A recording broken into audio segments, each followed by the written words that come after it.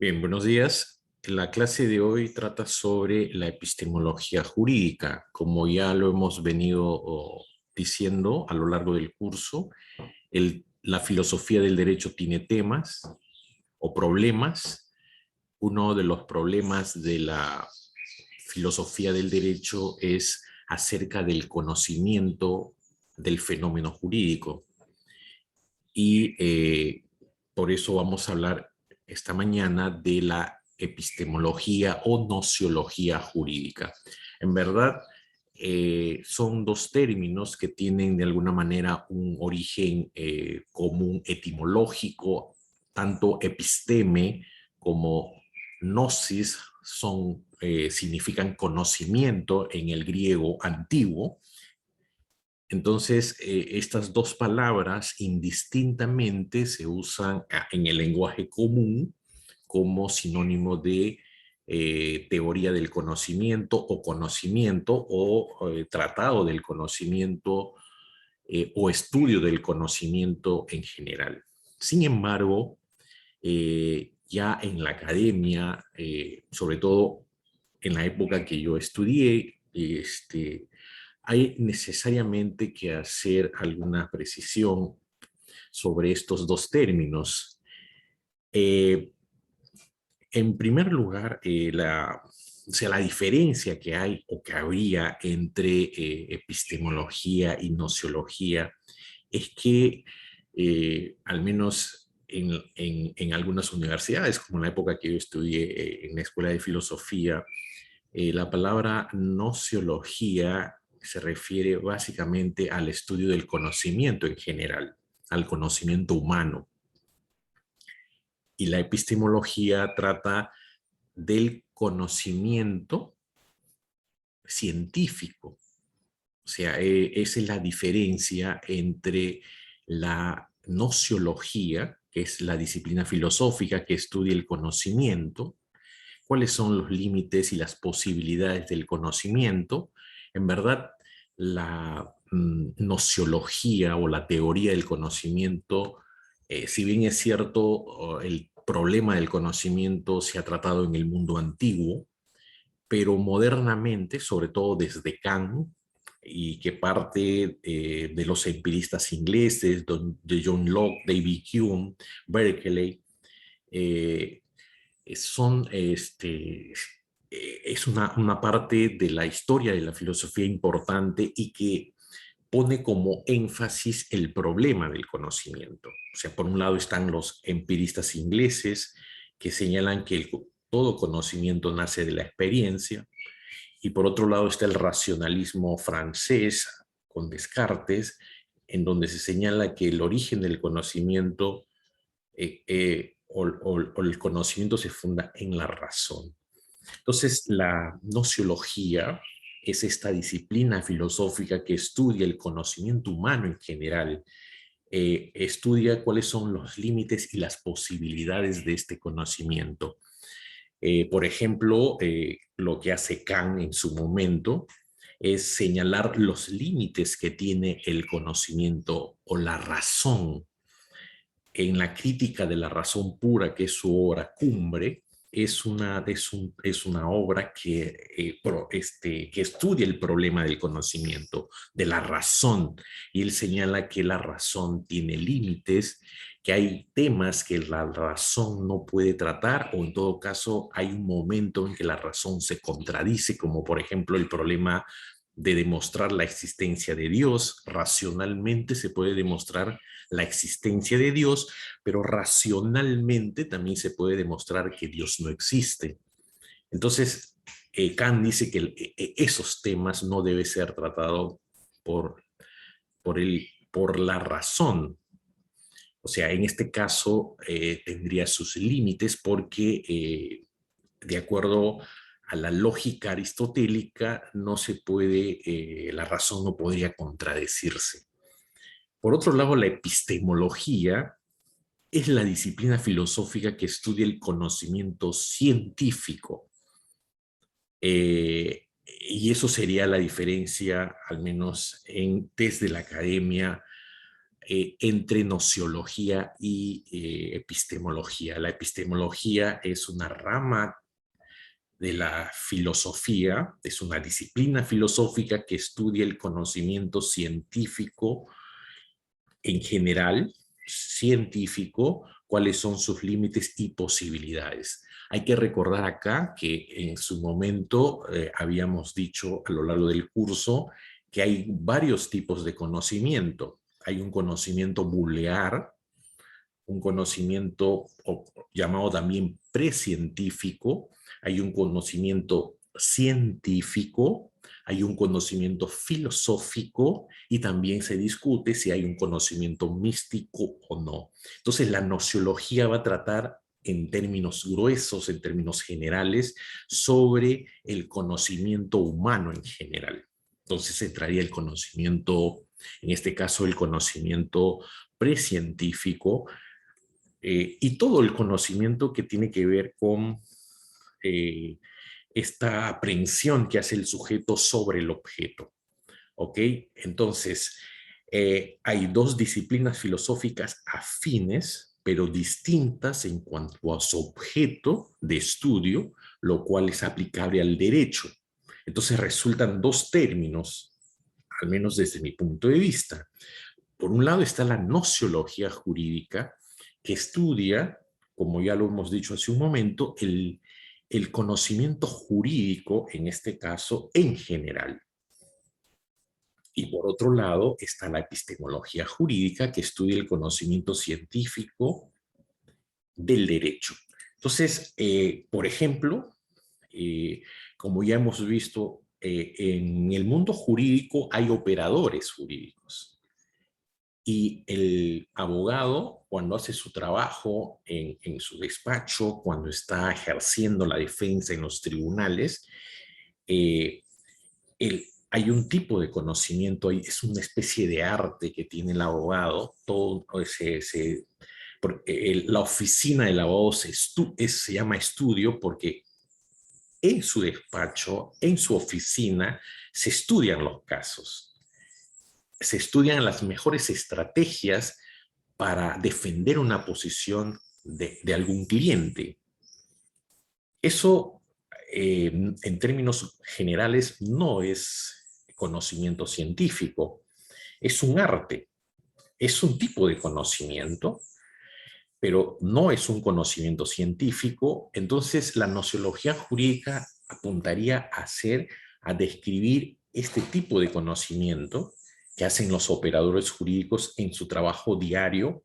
Y por otro lado, la epistemología jurídica va a estudiar el conocimiento que hacen los juristas, que producen los juristas, la investigación científica que se hace en el derecho, porque en la academia, en la universidad, se hace investigación científica y esta problemática de la investigación científica en el derecho se discute como un tema de la epistemología o es epistemología jurídica. ¿Ok? Entonces, esa precisión necesaria hay que hacerla. Entonces, por un lado, en términos generales, en el uso cotidiano, estas dos palabras, tanto la epistemología como la nociología, tienen por lo menos hay un origen etimológico común, significan conocimiento, pero, y en muchas discusiones académicas se dice que son sinónimas, pero al menos en la academia, desde mi punto de vista, que es de muchos, hay una diferencia entre la epistemología y la nociología. Entonces de ahí nacen estas dos cuestiones que, aplicado a la filosofía del derecho, aparece la nociología jurídica por un lado y la epistemología jurídica por otro lado. La nociología jurídica estudia el conocimiento jurídico en general y la epistemología jurídica estudia el conocimiento científico del derecho. Entonces, esas cuestiones, estos dos términos deben quedar claros, al menos para lo que nos interesa en el desarrollo de este curso. Una cosa es la nociología y otra cosa es la nociología jurídica y otra cosa es la epistemología jurídica. Sigamos. Ahora veamos, entonces, cuando hablamos de nociología jurídica,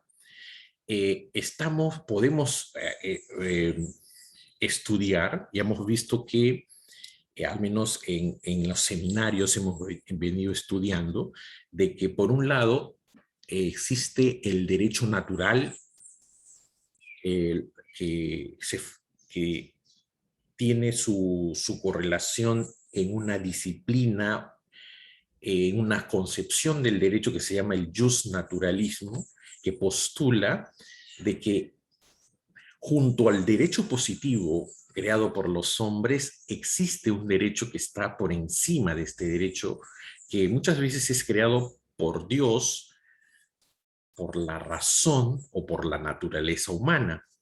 Y por otro lado tenemos el derecho positivo, que es exclusivamente una creación humana, una creación del Estado.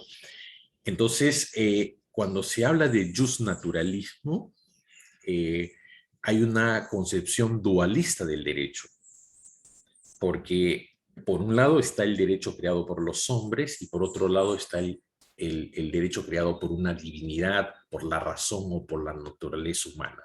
Pero cuando se habla del positivismo, se sostiene de que no existe un derecho natural y el único derecho que existe es el derecho positivo. Entonces, cuando aplicamos estas dos cuestiones a la nociología jurídica, el conocimiento del derecho natural, o sea, el conocimiento jurídico de esta realidad ideal, se conoce a través de la razón.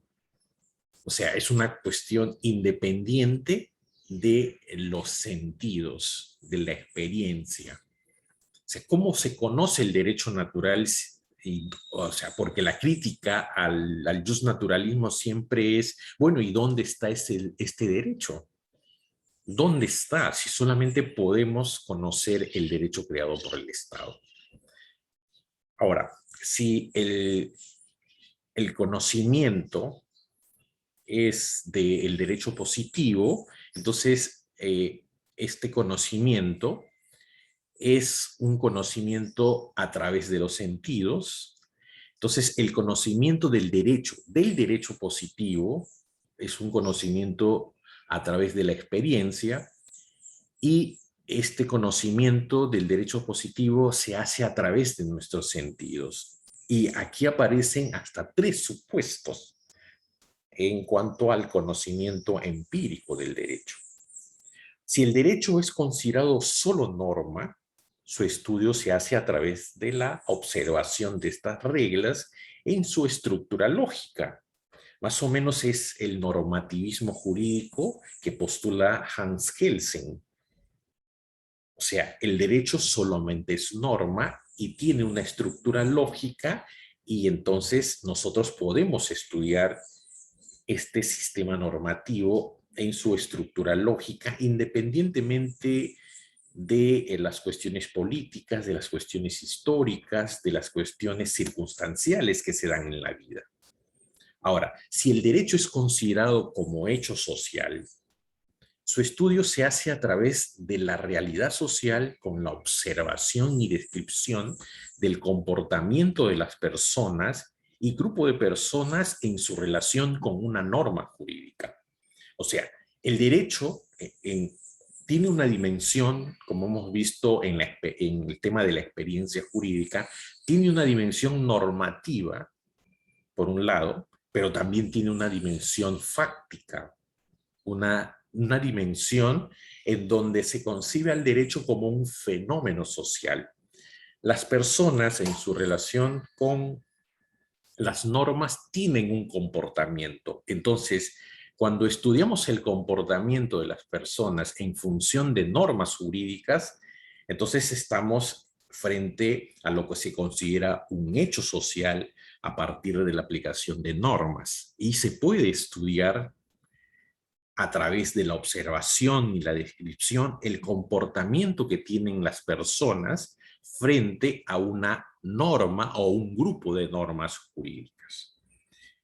Y finalmente, si el derecho es considerado solo como decisión judicial o de la administración pública, entonces su estudio se hace a través de la observación y descripción del comportamiento, en este caso más preciso, de los jueces o de los funcionarios públicos a través de sus fallos, o sea, a través de sus decisiones.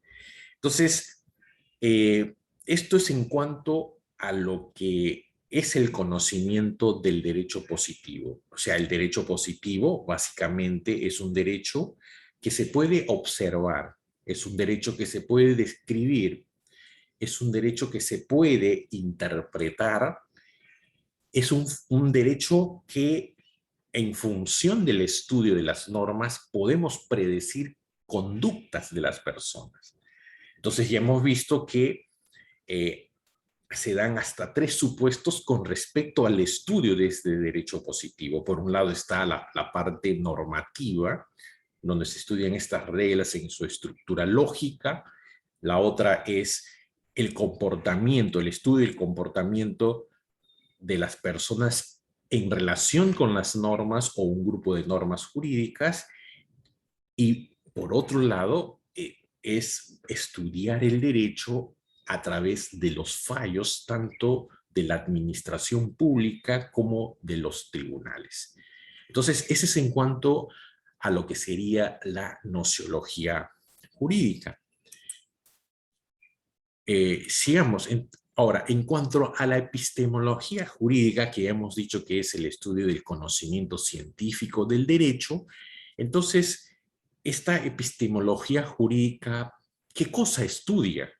O sea, estudia, en primer lugar, la cientificidad del derecho. Y ya hemos visto, no solamente en este curso, sino en otro curso de introducción, que hay una discusión sobre la cientificidad del derecho. Si el derecho, o sea, si los abogados y en la academia se discute y se pone en tela de juicio si el derecho es una ciencia o no. Entonces, estudiamos la problemática de la cientificidad del derecho, si el derecho es una ciencia o no. Lo que les puedo decir es que se puede y de hecho se hace conocimiento científico, o sea, se hace investigación en el derecho aplicando las reglas de la metodología científica. Entonces, las preguntas que se hace en esta parte es, ¿el derecho es una ciencia? Como les decía, hay gente que considera que no es una ciencia, que es una disciplina del saber. Kirchmann, un jurista alemán en el siglo XIX, comparó al derecho con las matemáticas y otras ciencias exactas y llegó a la conclusión de que el derecho no es una ciencia porque el objeto de estudio del derecho va mutando, va cambiando. ¿Cuál es el objeto de estudio? Dice él.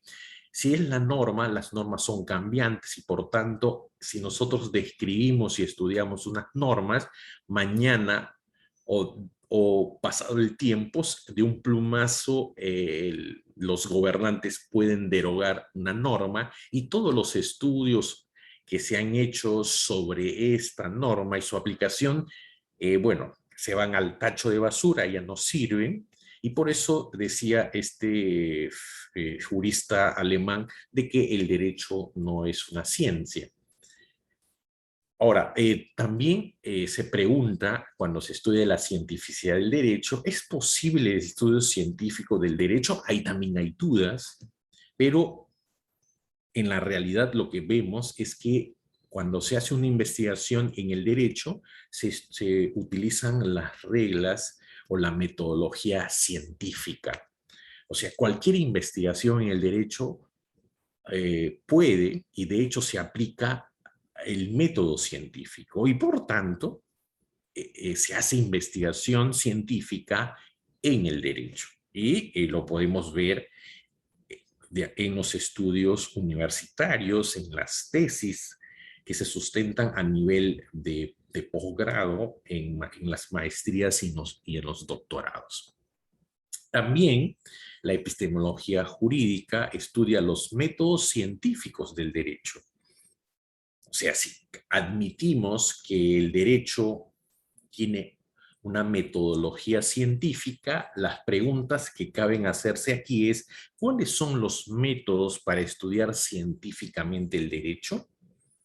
¿Podemos hacer un estudio solamente a nivel de la estructura lógica de las normas? ¿Se puede hacer un estudio dogmático del derecho, es decir, en la descripción de las normas, en la observación de las normas, en la predicción de las conductas humanas en función de las normas, al margen de cualquier situación práctica? ¿Es científico el estudio dogmático del derecho?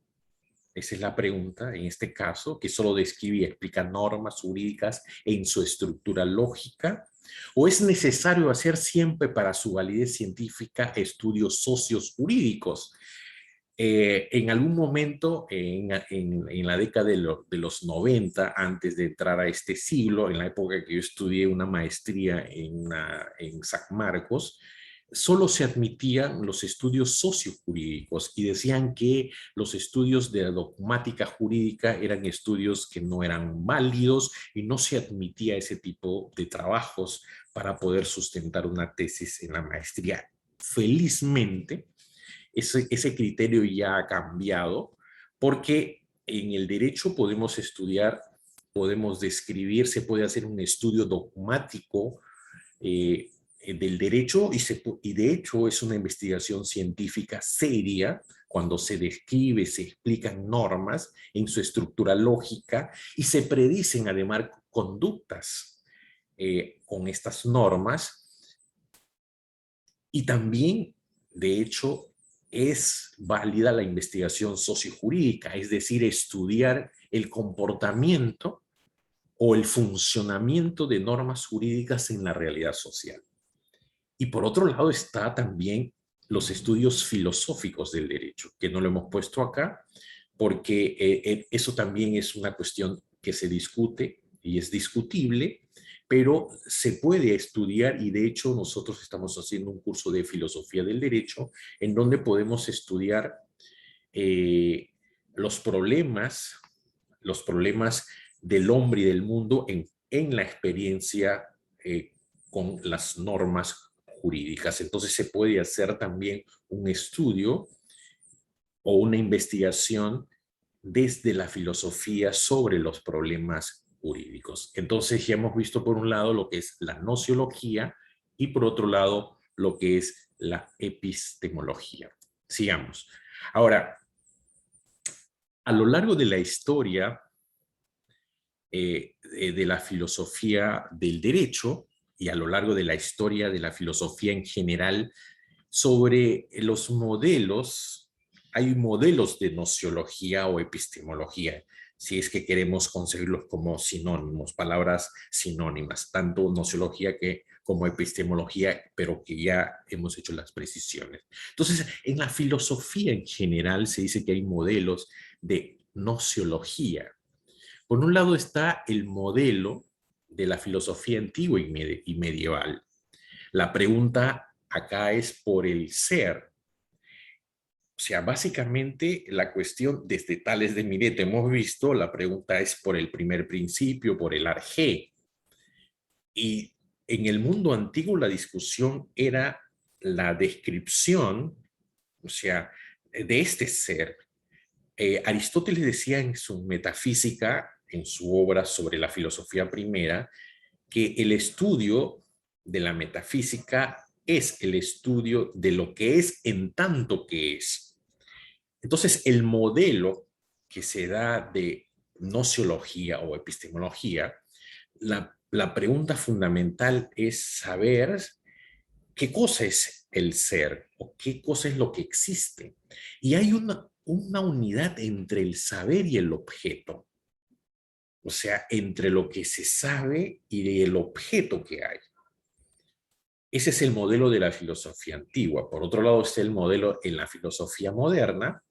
Y aquí el sujeto y el objeto son diferentes. El sujeto es el que realiza la actividad cognoscente sobre el objeto.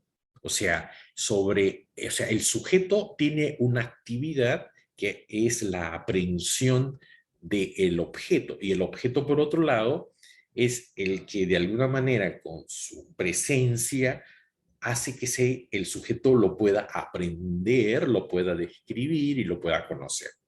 Entonces, ese modelo se da en la filosofía moderna, les he dicho que se da a partir de esta discusión entre el empirismo inglés y el racionalismo francés, y que tiene su culminación en Kant, con esta obra cumbre que es la crítica de la razón pura.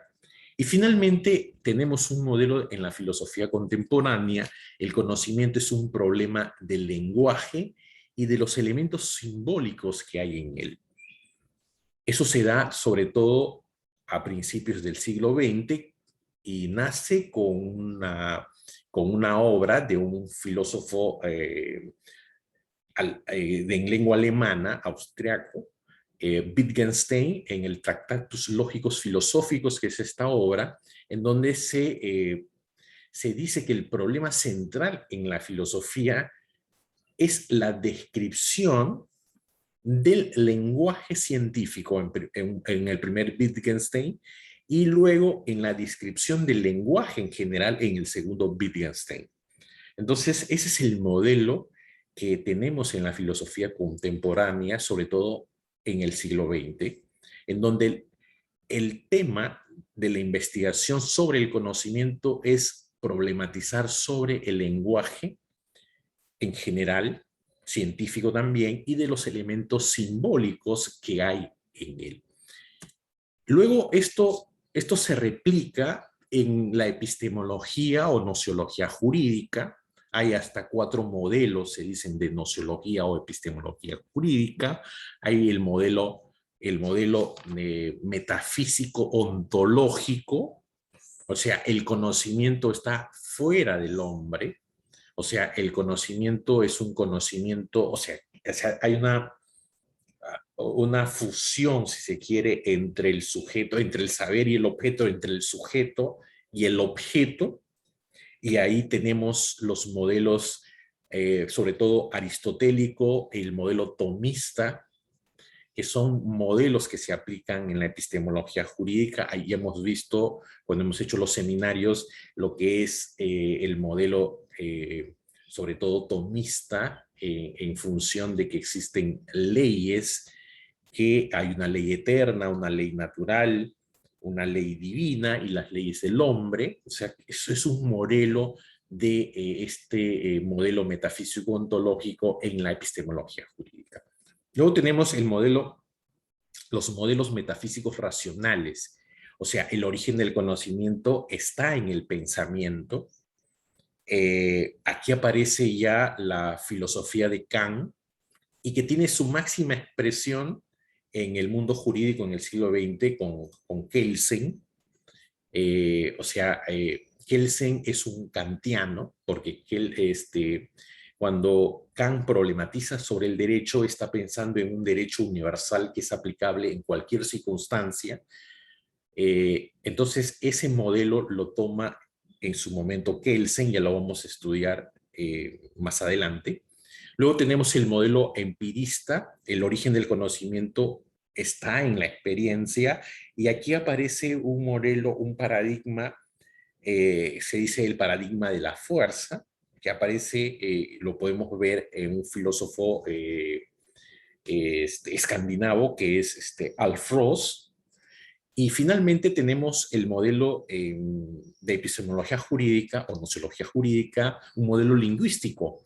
O sea, los fenómenos sociales tienen su correlato lingüístico, como hemos visto, que se da en el siglo XX con Wittgenstein, y en el derecho tiene su aplicación en un filósofo muy importante inglés que es Herbert Hart.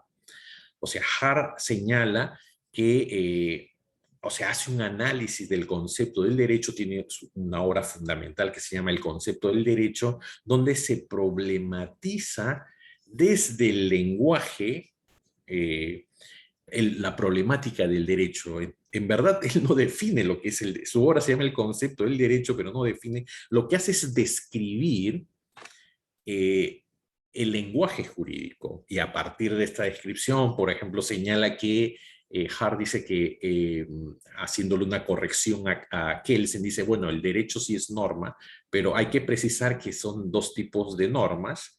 O sea, hay unas normas, lo que se llama primarias, y las normas secundarias. Entonces, a partir de, o sea, él llega a esa conclusión a partir del análisis del lenguaje jurídico. Bueno, esos son los modelos. Ahora, si veamos un poco, ya entrando más a lo que es la teoría del conocimiento en el derecho, que cuando se habla de conocimiento en general, eh, esta cuestión del conocimiento tiene hasta 4 acepciones. En primer lugar está la capacidad del reconocimiento. O sea, nosotros podemos decir sobre la probidad por la actuación de un funcionario público o de un juez. O sea, la capacidad de reconocimiento. Nosotros podemos decir, bueno, y es un tipo de conocimiento, ese juez o ese funcionario es bueno, es probo, trabaja bien. También se da el conocimiento, o sea, una acepción, es la capacidad de distinguir una cosa de otras, y ahí se puede decir, bueno, ese funcionario, de acuerdo a su trabajo, es probo y por tanto es un buen funcionario, y el otro funcionario no es probo, es un mal funcionario, o un mal juez, o un buen juez. Y también se da en cuanto al saber de un lugar, de una persona o de una cosa. Se puede decir que yo conozco al funcionario tal, o yo conozco al juez, o yo conozco la ciudad de París, o yo conozco Madrid, o yo conozco Barcelona, o yo conozco Lima, etcétera, etcétera. La observación es que todas esas acepciones son insuficientes para la filosofía. Esa es una descripción fenomenológica de la cuestión del conocimiento humano. O sea, capacidad de reconocimiento, capacidad de distinguir una cosa de otras, saber de un lugar, de una cosa o persona. Esta descripción fenomenológica es insuficiente para la filosofía. Ahora, ¿qué cosa es la teoría del conocimiento? Es la explicación filosófica del conocimiento humano. Ya hemos visto que hay, por un lado, se utiliza el término nociología o epistemología en el lenguaje corriente como sinónimos, porque efectivamente tienen un origen etimológico común, si se quiere. Sin embargo, en la academia hay esta precisión que la nociología es el estudio del conocimiento en general y la epistemología es el conocimiento científico. O sea, es la disciplina filosófica que problematiza sobre el conocimiento científico. Entonces hay una epistemología, por ejemplo, de la física, una epistemología de la biología, una epistemología de la medicina, y hay una epistemología, evidentemente, del derecho. Ahora, todo conocimiento, ya volviendo a hacer una descripción fenomenológica, es la relación entre un sujeto y un objeto. Se considera realista la posición en donde prime el objeto. Y por otro lado, se considera idealista la posición en donde prime el sujeto. En verdad, siempre hay una relación. O sea, en esta relación o correlación y donde todos coinciden, todos, absolutamente todos los que hacen nociología o epistemología, el sujeto aprende, o sea, es el que tiene esta capacidad de aprender el objeto, de describir, de explicarlo, y por otro lado, el objeto es aprendido. O sea, esa relación que hay entre el sujeto y el objeto, y donde todos se han puesto de acuerdo, tanto realistas como idealistas, es que hay un sujeto que es el que tiene esta actividad cognoscente, es el sujeto que hace la actividad, y por otro lado, el objeto que de alguna manera es el que se deja ser aprendido, de alguna manera, entre comillas, ¿no? O sea, el objeto es el que eh, es es una cuestión pasiva, está ahí el que permite que el sujeto lo pueda aprender, lo pueda describir, lo pueda explicar. En eso todos están de acuerdo. Sigamos. Ahora, la teoría del conocimiento en el derecho.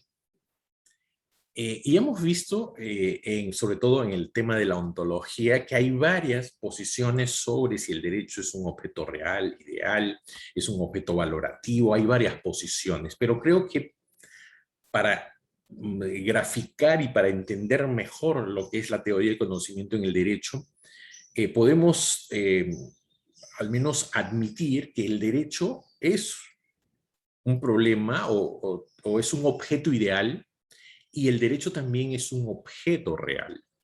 Cuando se habla del derecho como objeto ideal, estamos pensando el derecho como norma, como un sistema de normas. Y cuando pensamos el derecho como objeto real, estamos pensando el derecho como realidad social, como fenómeno social, como un hecho social, como un fenómeno fáctico. Y aquí aparece dos temas, que es lo a priori por un lado y lo posteriori por otro lado.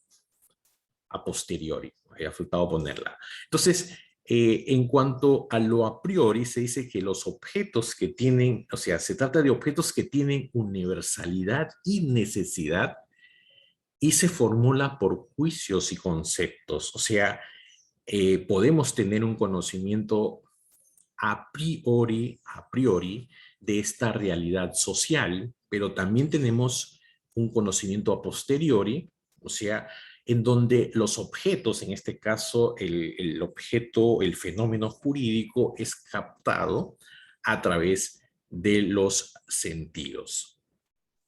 Ahora, en esta relación entre sujeto y objeto en el conocimiento jurídico, si admitimos que la norma, porque el derecho, al menos por más que tengamos una posición pluralista en sus dimensiones, o tridimensionalista o bidimensionalistas, el derecho es norma, y el derecho y la norma es una prescripción que regula conductas humanas con el respaldo de la fuerza del Estado.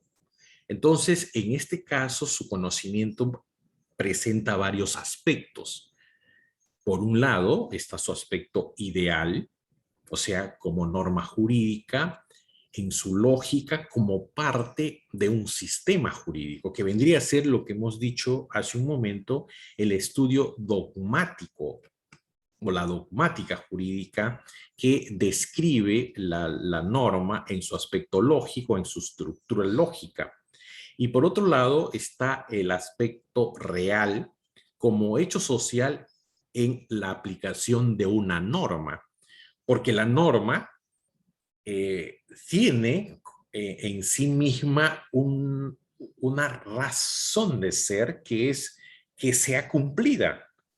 Y por eso en toda norma jurídica siempre está el respaldo de la fuerza del Estado para sancionar en caso de que se viole o se incumpla una norma.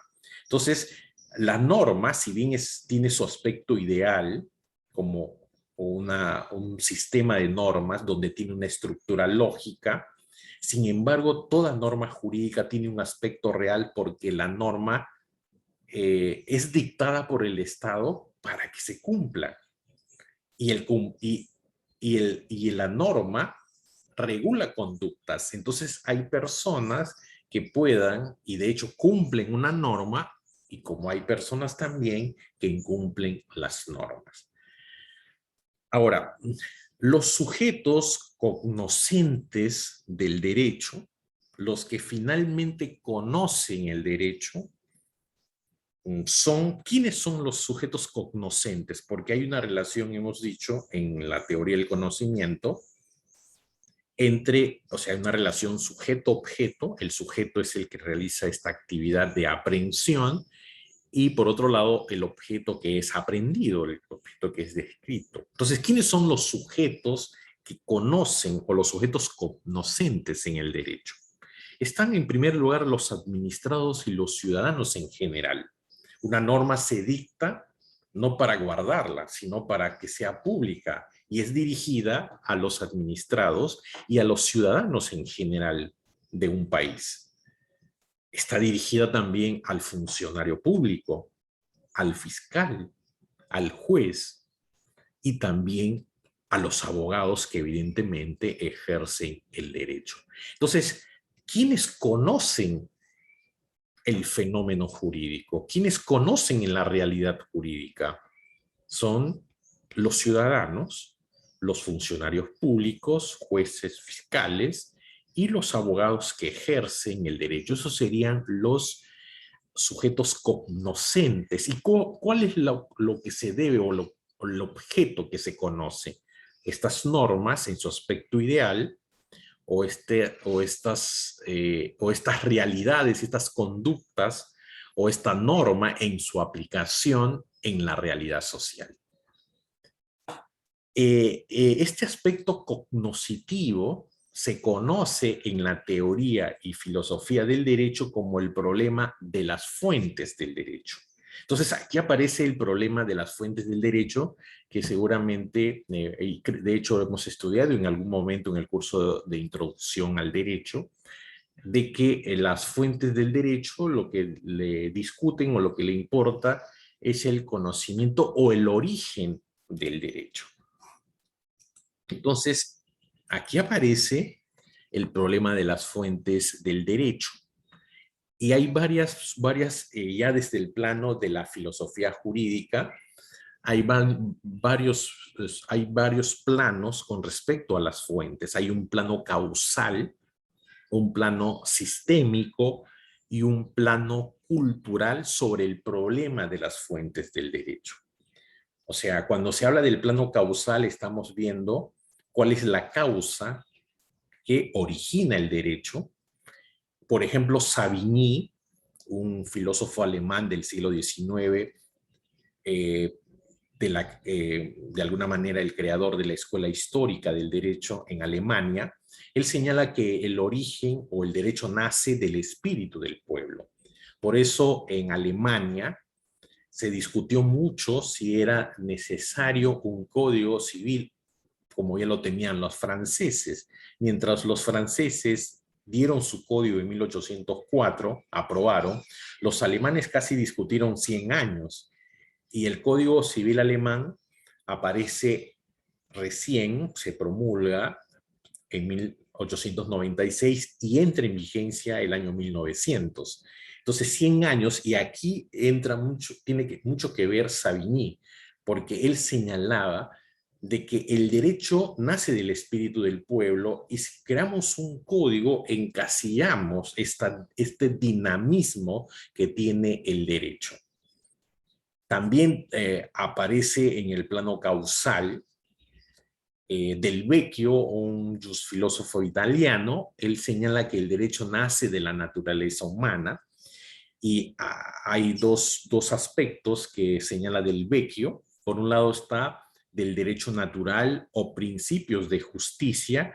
La fuente originaria es la naturaleza humana, o sea, lo que está en su conciencia, por un lado, y por otro lado está del derecho positivo y su fuente o la fuente del derecho positivo está en la naturaleza humana también, pero en su aspecto circunstancial. Eso es lo que dice Giorgio Del Vecchio. Por un lado está en la conciencia, la cuestión del derecho natural, o sea, de alguna manera en la razón, y por otro lado está también en la naturaleza humana, pero en su relación circunstancial, no solamente con la realidad social en general y con la realidad en general, sino con el aspecto intersubjetivo que tiene el derecho, porque el derecho nace de una relación de un hombre con otro hombre. Luego tenemos el plano sistémico, y aquí aparece un un autor que es también kantiano, Stamler. Según este autor, las fuentes del derecho tienen un origen sistémico y no causal, y él clasifica, Stamler, a las fuentes del derecho en fuentes originarias y fuentes derivadas. Ahora, en el plano cultural, aparece la Escuela Egológica del Derecho, que es una creación de la filosofía del derecho argentina de Cosio. O sea, las fuentes del derecho no son causales, sino, dice esta escuela de filosofía del derecho, señala que es más bien un tema cultural. Cueto Rúa, que es un autor argentino que sigue esta tendencia, dice que las fuentes son los criterios de objetividad de que disponen los operadores jurídicos para responder a los interrogantes de la vida social. O sea, se dan cuenta, o sea, las fuentes del derecho, según este autor, son los criterios de objetividad que los operadores jurídicos, ¿quiénes son? Los operadores jurídicos son los funcionarios públicos, básicamente los jueces, fiscales y también los abogados, litigantes o los abogados que trabajan en despachos o haciendo asesorías, son los que van a tener estas herramientas para poder resolver los problemas de carácter social.